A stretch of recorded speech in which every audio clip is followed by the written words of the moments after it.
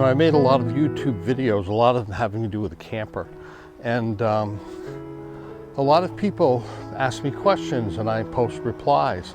A lot of them have to do with specific things about the camper.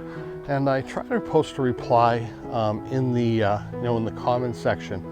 But I usually have to write a lot, or I can't seem to get a complete explanation. So I'm going to take a few of those things and try to put them in a short video to help address those questions that I get over and over again.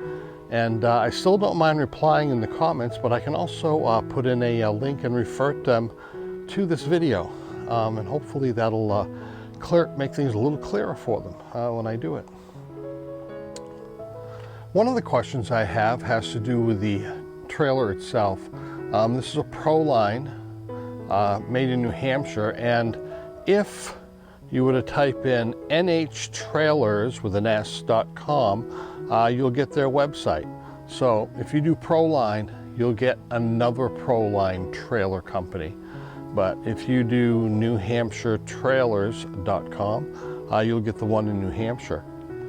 People have asked me about the build, and they've asked me specifically about the fact that there's no screws in the sides or rivets. And actually it is glued together. It's 100% aluminum. And I tried to address that. I had heard good things about their trailers and the way they were put together. And I know more people think screws or rivets and more the better is better, but I also hear a lot of people who have particularly rivets that as the trailer bounces, they sort of loosen up or work their way looser, and then they start leaking. This camper has no issues. It's been about, well, between 25 and 30,000 miles. I'd have to check because the truck keeps track of the tow vehicles that I have attached to it. I think it's pushing 30 now. And been through all kinds of weather, been to pretty much every state. And we've had no leaking issues, nothing.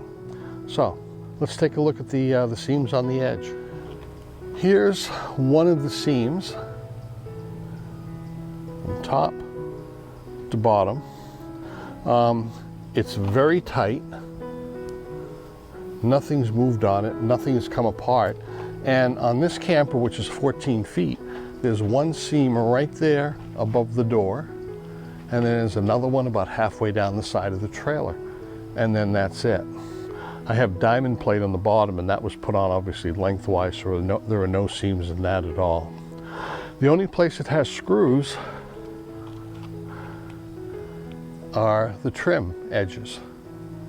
And it's just to hold them on, because I believe the trim is probably also glued on, because you see there aren't that many screws on there. And looking along the edge of the camper, there's very little to no waviness at all. As a matter of fact, let's see if we can look right down here along the edge. It's pretty flat. Whole edge is pretty flat. Here's the other side. Again, a very flat edge. I know in some trailers you see a lot of waviness. You can see that seam right there. But there's almost none after all this time. What about the underside? Let's take a deep dive. There's the underside looking, if I can get this right here, along the frame. This is in the front where the V is. All aluminum. And I want to pay particular attention to the floor. This is the underside of the trailer, unfinished, untouched from when I bought it. I was in the factory doing the tour and then saw the OSB board they put on the bottom of it, and I asked them, hey, you know, that looks a little bare. Do I need to finish that? Do I need to paint it? Whatever. They said nope. They said you just leave it like it is. We guarantee it'll never change. And sure enough, it looks just like when they put it in. I don't know what it is. It's obviously some type of waterproof stuff. It's probably more glue than it is wood or as much, but it's been nearly impervious. As a result, I haven't done anything to the underneath. And as we talk about insulation a little later, you'll see that I really never insulated the floor, and I had pretty good reasons for that too. And the numbers.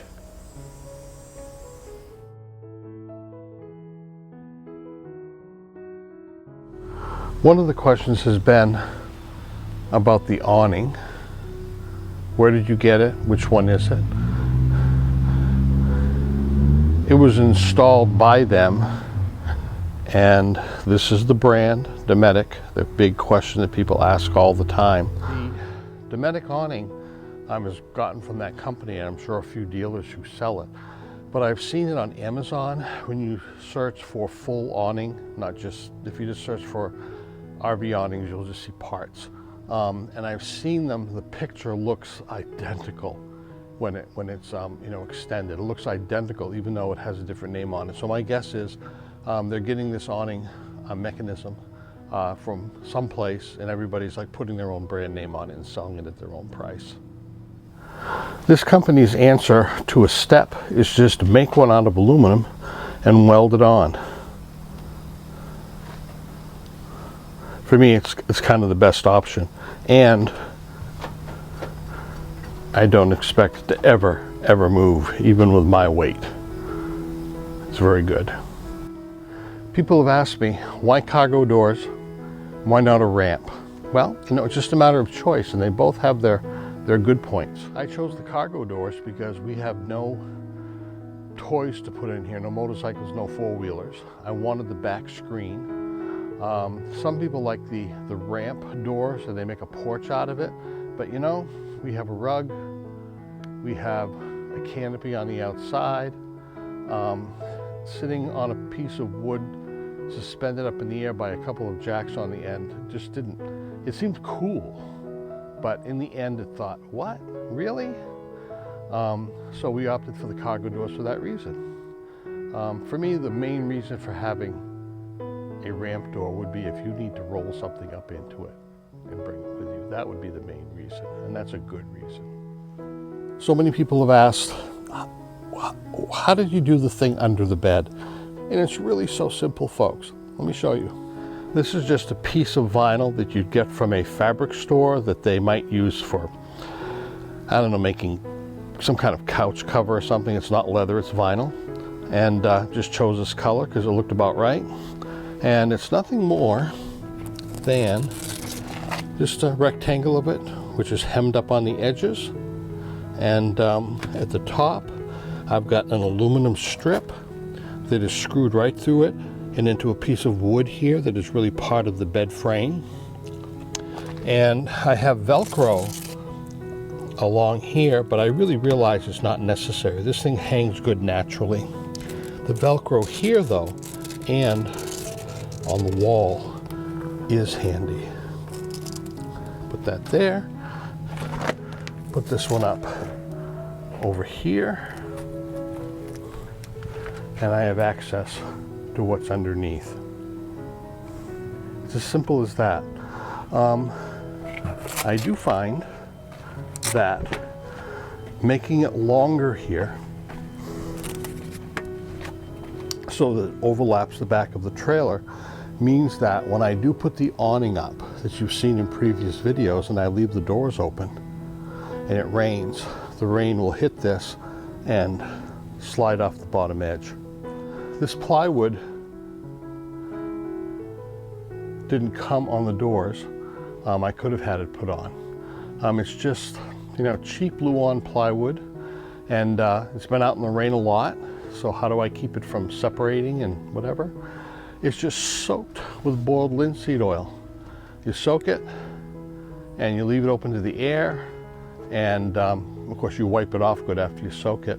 And every 5 years old now, I've only re-soaked it once, and there seem to be no issues with either door, and they've been out in the rain plenty. By the way, whatever they do with this, with the gaskets on here, around the doors and stuff. We never have any water inside, ever. Many people have asked, how did you make your cabinets? Well, this one's made, framed in right on the wall, and then put a top on, and then the front is nothing more than pieces of maple that are put across the top and along the sides, rails and stiles like you'd have with any cabinet. And you can see the framing on the inside is just framed with pieces of pine and plywood, and everything's attached to it. Underneath, I took 2 regular drawer slides and mounted them, and there's the other one. And the drawer just slides using them in order to keep it from opening while we're riding. I made this aluminum latch, and it hooks. You have to push on it to get it open. Solid piece of maple, but you could use any wood. I have made a lot of cabinet doors, so this one's a little bit elaborate if you don't have the correct tools for it. We have router bits that make these joints, and it fits together really nice afterwards, almost like a jigsaw puzzle. But you know, you can make them straight sides, you just glue them together and screw them together, and it's not a problem. I wanted to keep this as light as possible, which is kind of an oxymoron because I did make the whole thing out of maple, which is heavy, but I just like maple. So one thing I did do is I got some 1/4-inch maple plywood for the centers instead of having raised panels. So this lightens the door up a lot because that's quite thin and quite light. So that answers the questions of how did I make the cabinetry. Beyond that, you know, I can't tell you how to make them. You either have to figure it out or learn how. But you know, you cut up pieces of wood and you screw them on, or you nail them on, and using a little glue means that they won't come apart. For those people who want to do this themselves, you got to keep in mind that I do have a well-appointed shop. But you know, I have tools here, I have tools back there that you're not seeing with the camera, and it just makes life a lot easier. But you don't have to have this much stuff in order to do a lot of the things that happen inside the camper with the woodworking or electrical. And you do have to have some knowledge of how to do it, but you know, there's always YouTube like you're looking at now, and if you have any experience at all with any working with tools, it's very doable. And you'd find that once you start working with it, you think, you know, I can do this, and it may not be perfect, but if it works for you, that's great. And I also have welding capabilities, which does come in handy sometime. And I can hook 2 pieces of metal together, and they stick. They don't come apart. But sometimes they're not the prettiest weld you'd see, but I've got a good grinder, so I can make it look better. I sometimes get a bunch of questions about the bed. It's just a woodworking project. How did I make it? I took and made a whole frame in the shop without all of the wood on the outside, so it wasn't too heavy. I framed it up in strips of pine and 2x4s where I needed strength, and I brought it in through the back before I ever put the screen on, and set it in place and screwed it to the floor. Now it is made shorter. Right here, it's about that much shorter than the wall because I needed to be able to get it in like this and then lay it down. And something that would just have fit would have been very difficult to do that way. So,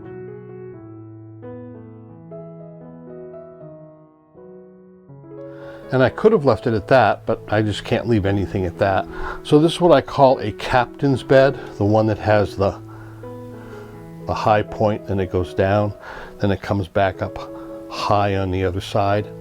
It's called a captain's bed. I think it's supposed to be able to hold a mattress on in a rocking boat.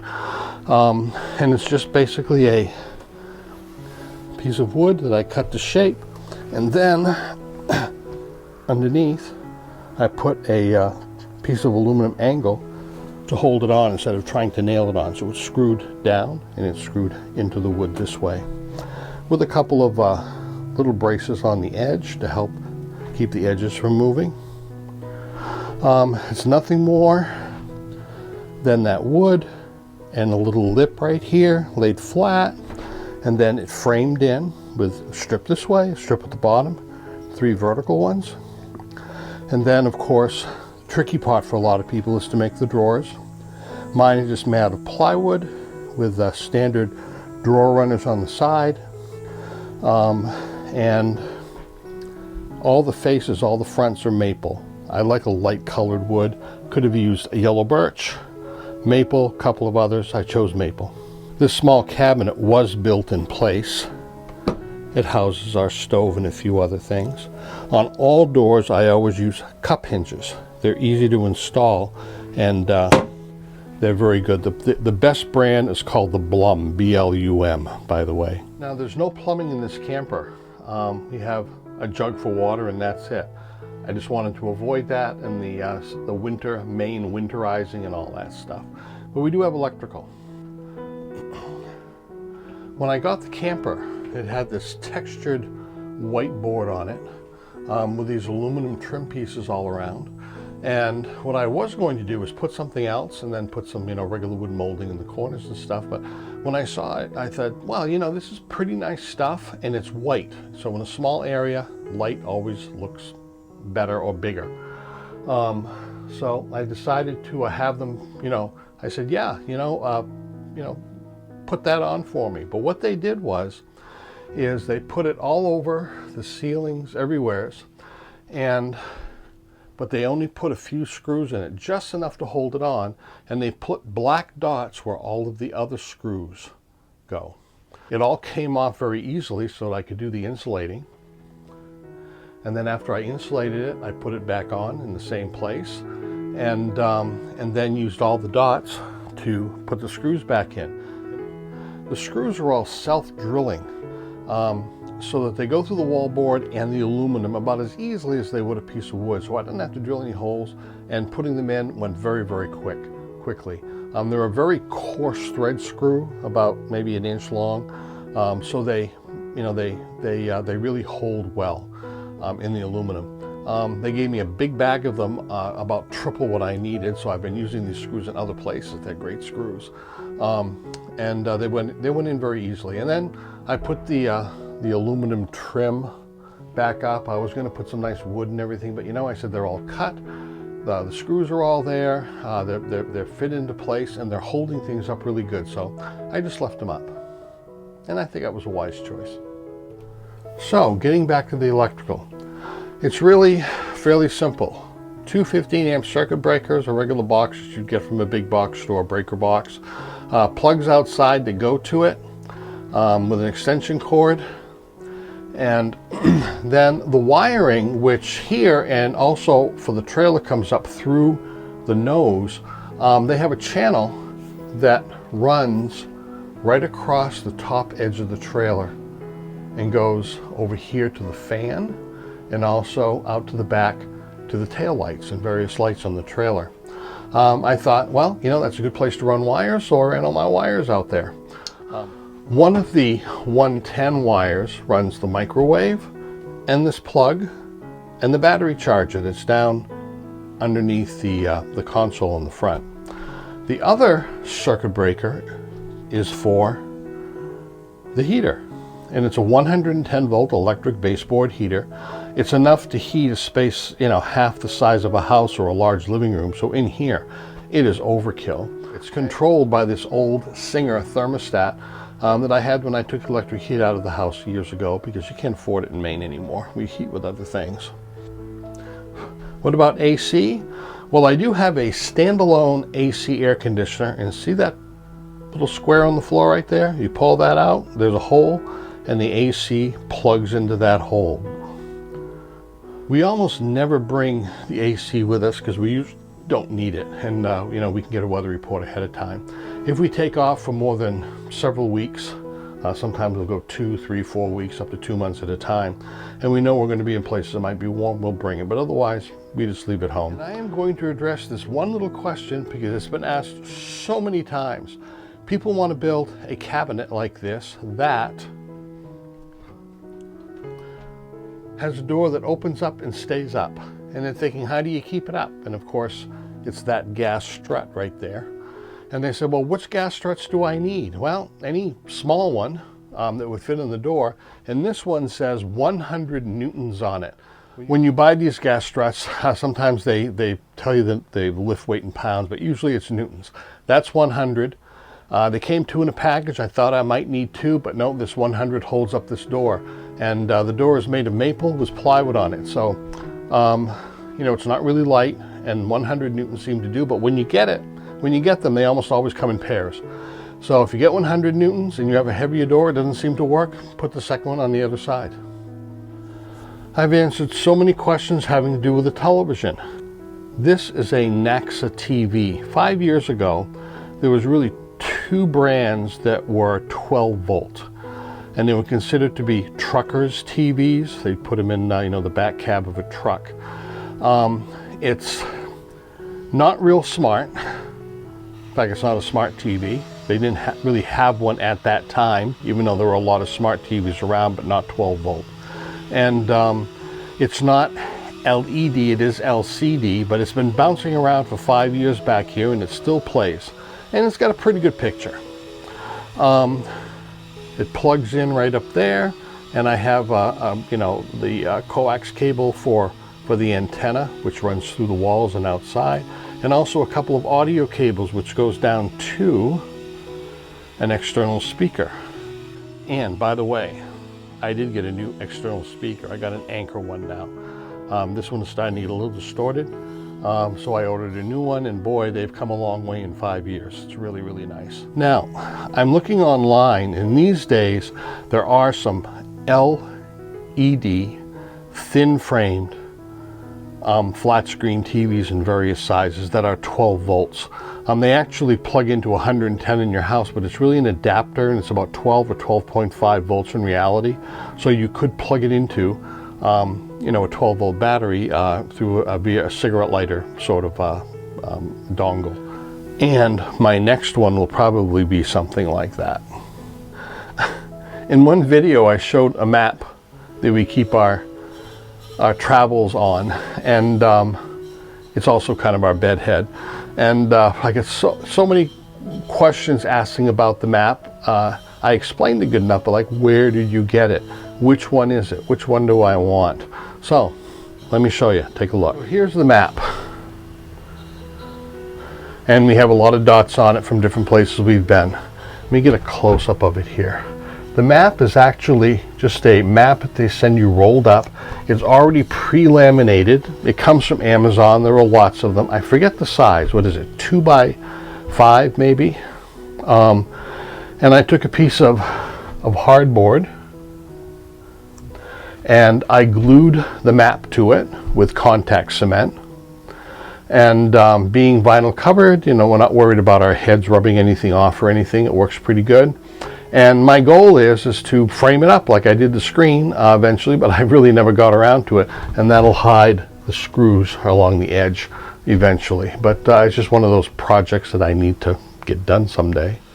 And the screen.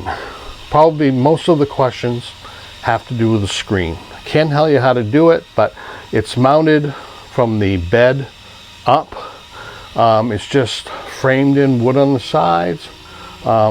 With a little bit of plywood, and then some of the same wall board that they had is just put around the back. And it's very, very simple. The frame around it is actually a rabbeted joint made from a 2x4. It's not even maple, because I needed something thick that I could cut to wrap around it. The screen, I really recommend that you go with an aluminum screen if you do something like this, and not a cloth screen. Cloth screens are fine for those little, you know, Anderson storm window, and you put the screen on the outside sort of thing. It makes them really light and so forth, and flexible. But if you put cloth screen in something, particularly something this big, it's going to be wavy. And it's not going to be that tough on something that size. It's going to be wavy. Aluminum screen comes in both a shiny aluminum color and it comes in black. And again, any big box store has some. And it comes in wide widths. And when you put it on, it stretches drum tight, and then it doesn't stretch later and end up looking wavy a little bit when you look at it, particularly from the side. So I almost always go with aluminum screen when I can. As far as how to mount it, there's a really cool thing you can get at the hardware store, or I think mine came from Home Depot, that makes it easy and makes it look fairly neat. Let me show it to you. The frame around this screen looks like vinyl, and you can see that the aluminum from the door discolors it, but I can wipe it off around here. And I'm not going to take it apart for you, but I will explain it.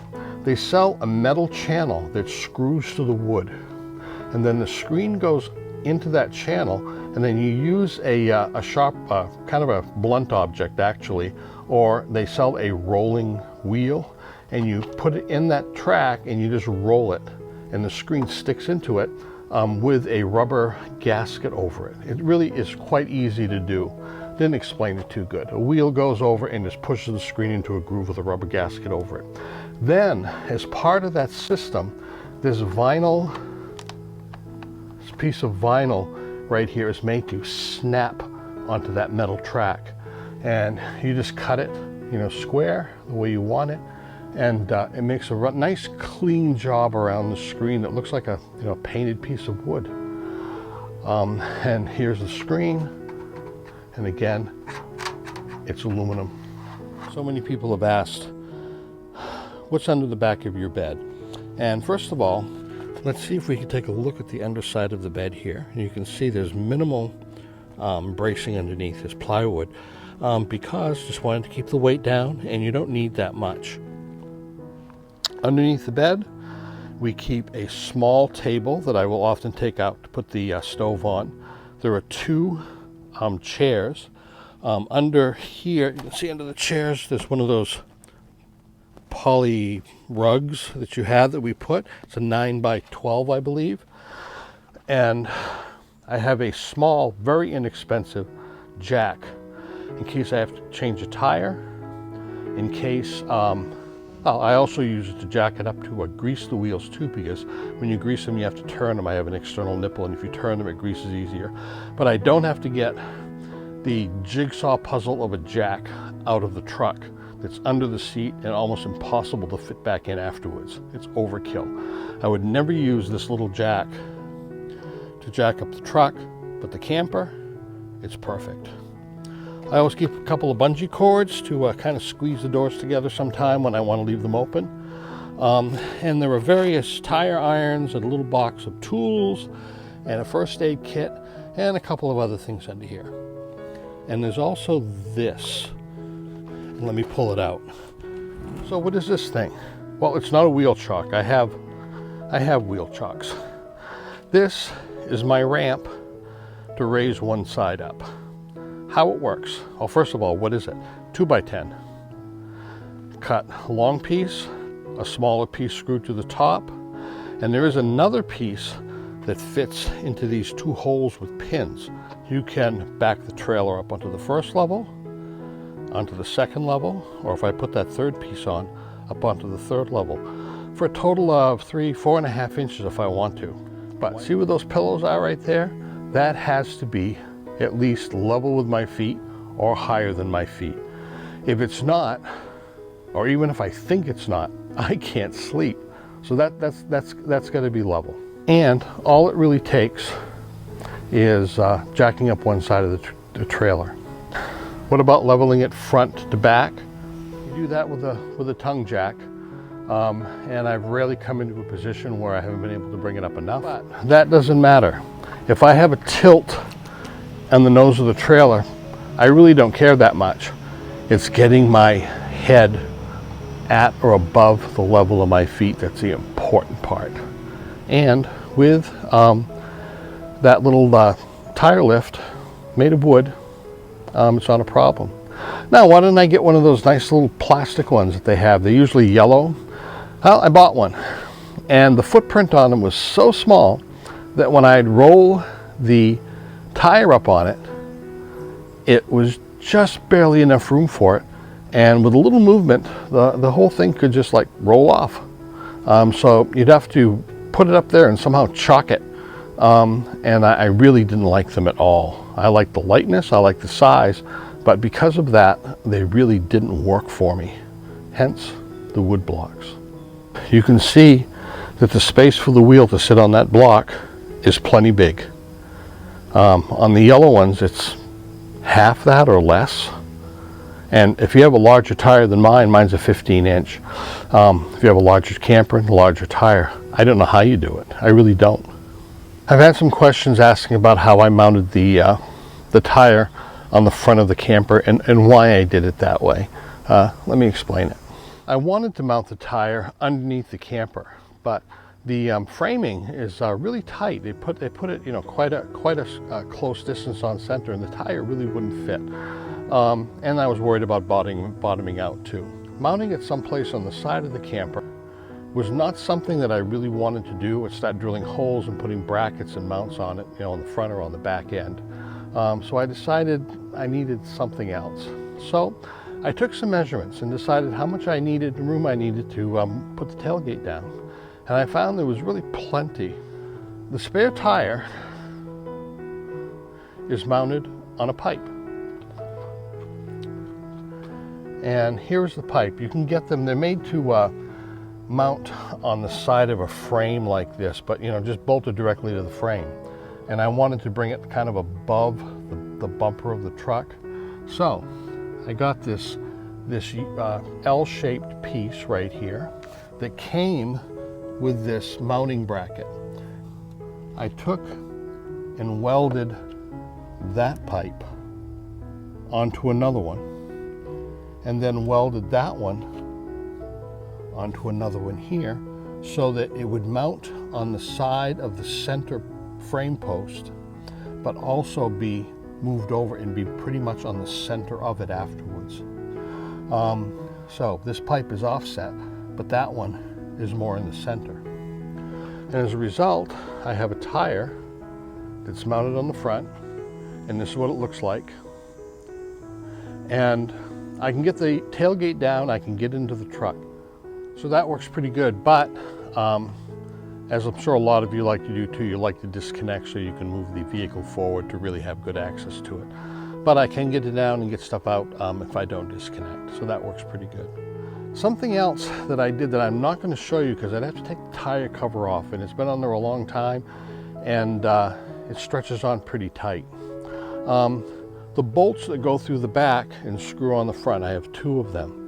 And on one of them, I drilled a small hole through it and put a cotter pin and bent it over.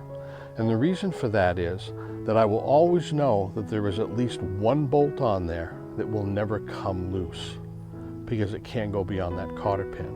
The tire might kind of loosen up on the pipe, but the bolt could never completely come out. It's a little hint that probably is overkill, maybe not necessary, I don't know.